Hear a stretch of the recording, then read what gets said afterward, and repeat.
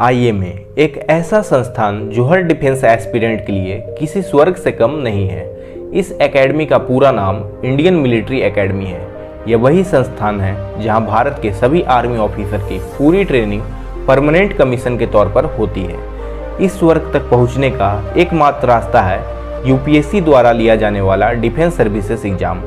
इस एग्जाम के PT mains और एसएसबी इंटरव्यू में पास होने के बाद सभी सफल उम्मीदवारों की आईएमए में 18 महीने की ट्रेनिंग होती है। आर्मी ऑफिसर को ट्रेनिंग के वक्त जीसीस कहा जाता है, यानी जेंटलमैन कैडेट्स। आईएमए देहरादून के उत्तराखंड राज्य में स्थित है। तो दोस्तों, आज की इस वीडियो में हम जानेंगे कि आईएमए में आर्मी ऑफिसर का पहला दिन कैसा होता है। इसके साथ ही आईएमए के कैंपस से जुड़े कुछ अद्भुत रोचक तथ्यों के बारे में भी जानकारी मिलेगी। तो चलिए दोस्तों, वीडियो शुरू करते हैं। आईएमए में पहला दिन। आईएमए देहरादून के प्रेम नगर में स्थित है। यहाँ तक पहुँचने के लिए सबसे नज़दीकी एयरपोर्ट देहरादून एयरपोर्ट है। इसके अलावा देहरादून रेलवे स्टेशन या बस स्टैंड के जरिए भी यहाँ पहुँचा जा सकता है।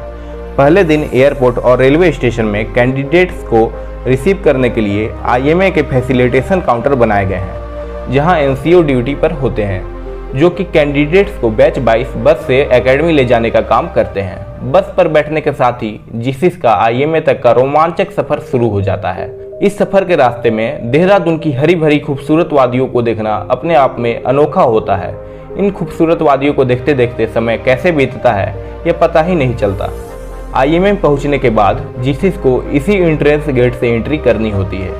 एंट्री करने से पहले गेट पर तैनात सिक्योरिटी गार्ड्स को आईडी कार्ड दिखानी होती है। इसके बाद ही अंदर प्रवेश मिल जाता है।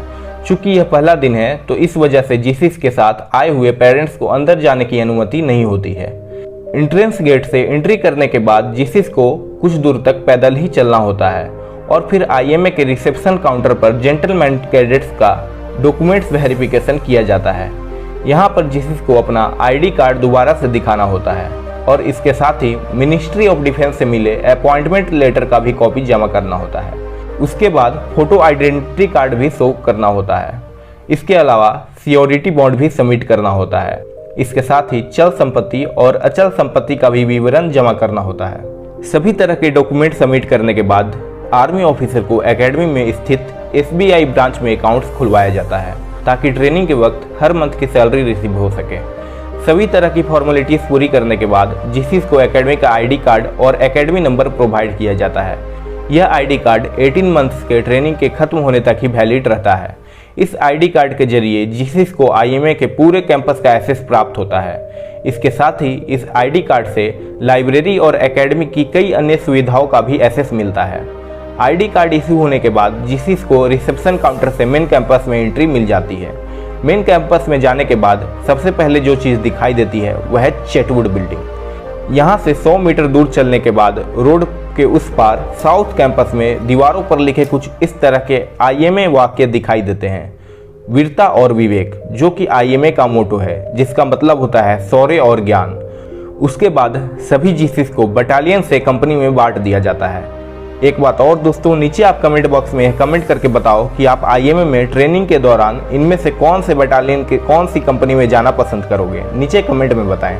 तो दोस्तों, बटालियन से कंपनी में बंटने के बाद अब इन्हें रूम अलॉट कर दिया जाता है और अब इन्हें विक्रम बत्रा मेस की ओर जाना होता है। इसी बिल्डिंग में मेस है। अब खाना खाने के बाद अब उन्हें किंग्सले एंड कॉलिंग ब्लॉक्स जाना होता है, जहां उन्हें रूम अलॉट किया जाता है। हर रूम में एक व्यक्ति के रहने की ही सुविधा मौजूद होती है। ट्रेनिंग के वक्त जीसीस को अपनी फैमिलीज को साथ रखना अलाउ नहीं होता है। इसके अलावा ट्रेनिंग के वक्त आर्मी ऑफिसर को एकेडमी से कहीं बाहर कमरा लेकर रहने की भी परमिशन नहीं होती है। इसके साथ ही खुद का पर्सनल व्हीकल रखना भी मना होता है। उन्हें एकेडमी के अंदर केवल साइकिल से ही चलना होता है। रूम में शिफ्ट होने के बाद जीसीस को एकेडमी में स्थित सैलून में ले जाया जाता है। यहाँ उनके बाल काफ़ी छोटे किए जाते हैं और उनकी सेविंग भी की जाती है। फिर उसके बाद जीसीस को एक दूसरे कमरे में ले जाया जाता है। यहाँ उनके यूनिफॉर्म्स और शूज़ के लिए नापी ली जाती है। नापी लेने के बाद उनके साइज के शूज़ और यूनिफॉर्म्स उन्हें दे दिए जाते हैं। ट्रेनिंग के वक्त एकेडमी में आर्मी ऑफिसर को एक दिन में तकरीबन 4 से 5 बार अलग अलग यूनिफॉर्म्स चेंज करने होते हैं, क्योंकि क्लासेस के वक्त अलग यूनिफॉर्म पहनना होता है, जबकि ड्रिल या पीटी क्लास के वक्त अलग यूनिफॉर्म पहनना होता है। वहीं स्पोर्ट्स क्लासेस और मेस के वक्त अलग अलग यूनिफॉर्म पहनना होता है। और यह सभी यूनिफॉर्म्स चेंज करने के लिए काफ़ी कम टाइम मिलता है। यूनिफॉर्म रिसीव करने के बाद सभी आर्मी ऑफिसर एक दूसरे से इंट्रोड्यूस होते हैं। आपस में गहरी बातचीत करते करते समय कैसे बीतता है यह पता ही नहीं चलता। एक बात और दोस्तों, अगर आप चैनल पर नए हैं तो चैनल को सब्सक्राइब करके बेल आइकन को प्रेस कर लें, ऐसे ही नॉलेजेबल वीडियो सबसे पहले देखने के लिए। तो दोस्तों, इस तरह से दोपहर का समय हो चुका है। एकेडमी में अब लंच का समय है। सभी army officer Vikram Batra mess की ओर जाते हैं। मेस में पहुंचने के बाद आर्मी ऑफिसर लजीज और स्वादिष्ट व्यंजनों का लुत्फ उठाते हैं। यह मेस इतना बड़ा है कि यहाँ एक साथ 1200 से भी ज़्यादा आर्मी ऑफिसर साथ बैठकर खाना खा सकते हैं। लंच करने के बाद सभी आर्मी ऑफिसर क्लास में जाते हैं। आज पहला दिन होने की वजह से एकेडमी के कमांडेंट द्वारा सभी जीसीस का स्वागत वेलकम स्पीच से होता है। इसके बाद उन्हें जानकारी दी जाती है कि इंडोर ट्रेनिंग और आउटडोर ट्रेनिंग में किस किस तरह की टफ एक्टिविटीज़ होंगी और उसे कैसे पूरा करना होगा। उसके बाद उन्हें डिसिप्लिन्स, रूल्स और रेगुलेशन के बारे में बताया जाता है। इसमें आर्मी ऑफिसर को यह बताया जाता है कि एकेडमी में जितने भी इंडोर और आउटडोर ट्रेनिंग प्रोग्राम्स होंगे उन सभी में सबका अटेंडेंस कंपलसरी होगा। इसके अलावा यह भी जानकारी दी जाती है कि एकेडमी में रूम्स, डाइनिंग हॉल या कहीं भी काफ़ी तेज आवाज़ में गाना सुनना या ज़ोर ज़ोर से बोलने की अनुमति नहीं होती है। एकेडमी के पूरे कैंपस में कहीं भी धूम्रपान करना या शराब के सेवन करने की भी सख्त मनाही होती है। इसके साथ ही यह भी जानकारी दी जाती है कि क्लासेस में आने से पहले उन्हें बायोमेट्रिक अटेंडेंस बनाना पड़ेगा, उसके बाद ही उन्हें एंट्री करनी होगी।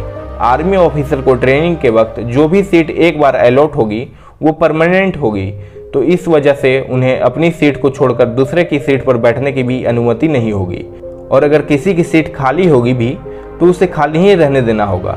इसके अलावा किसी भी तरह की क्लासेस में एब्सेंट होने या लेट होने पर जेंटलमैन कैडेट्स के खिलाफ स्ट्रिक्ट डिसिप्लिनरी एक्शन भी लिया जा सकता है, जिसे कि रगड़ा कहते हैं। और दोस्तों, आईएमए से जुड़ा रोचक तथ्य यह है कि पौराणिक मान्यताओं के अनुसार ऐसा माना जाता है कि महाभारत काल के आचार्य द्रोण का आश्रम इसी एकेडमी के आसपास था, जो कि युद्ध कला में अपने शिष्यों को प्रशिक्षित करने के लिए वे इसी क्षेत्र का उपयोग किया करते थे।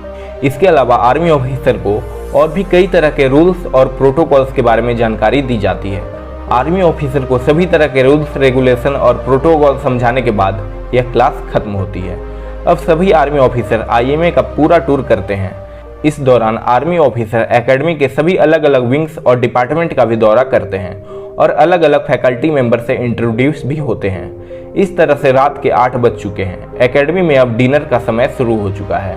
मेस में पहुंचने से पहले आर्मी ऑफिसर बताए गए रूल्स और प्रोटोकॉल्स को ध्यान में रखते हुए मेस में पहुंचने के बाद डिनर करते हैं। डिनर करने के बाद सभी ऑफिसर्स अपने अपने कमरे में चले जाते हैं। रूम्स में पहुंचने के बाद टेलीफोन से अपने परिजनों से बात करते हैं और अपने पहले दिन का पूरा एक्सपीरियंस उनके साथ शेयर करते हैं। उसके बाद आर्मी ऑफिसर कल सुबह की प्रतीक्षा की गहरी नींद में सो जाते हैं। कल का दिन सभी आर्मी ऑफिसर के लिए बहुत ही खास होगा, क्योंकि कल से ही एकेडमी में ट्रेनिंग शुरू होगी। तो दोस्तों, आज का हमारा वीडियो यहीं पर समाप्त होता है। अगर वीडियो अच्छा लगा हो तो इस चैनल को सब्सक्राइब करके बेल आइकन को प्रेस कर ले। चलिए दोस्तों, मिलते हैं अगली वीडियो में। तब तक के लिए जय हिंद, वंदे मातरम।